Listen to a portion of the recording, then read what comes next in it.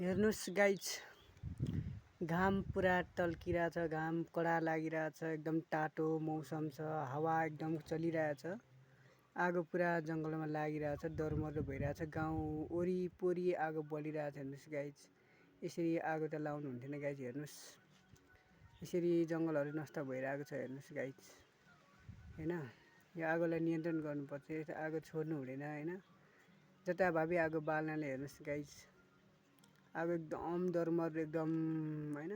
अहिले चाहिँ दिउँसोको ठ्याक्क 3 बजेको अवस्था छ, कडा घाम लागिरहेछ। हेर्नु गाइज, आगो पुरा डढेर लागिरहेछ, गाउँ यता छ, डरमर छ। हेर्नुस् गाइज, यसरी आगो हाल्दाखेरि दुर्घटना हुने सम्भावना धेरै छ, जोखिम छ। हेर्नुस् गाइज,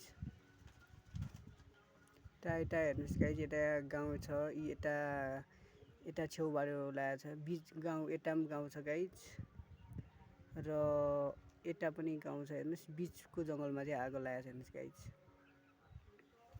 यति डरमर छ। हेर्नु, घाम पुरा लागेर, हेर्नु गाइज, घाम पुरा कडा लागिरहेछ गाइज। हेर्नुस् यत्रो घाम अनि हावा चलिरहेछ गाइज, यत्रो हावा घाममा पनि आगो पुरा लागिरहेछ हाम्रो पारीको गाउँमा। हेर्नुस् गाइज, त्यो डरमर जोखिम छ, यसरी आगो हाल्दाखेरि डरमर भइरहेछ गाइज।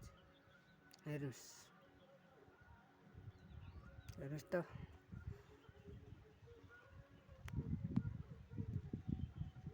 गाउँ नजिकै हेर आगो लागेर। हेर्नुस् गाइज, हेर्नुस् घाम, आम्मामामा यत्रो घाम छ, टाटो छ हैन, गर्मी छ, आगो यतिको लागिरहेछ।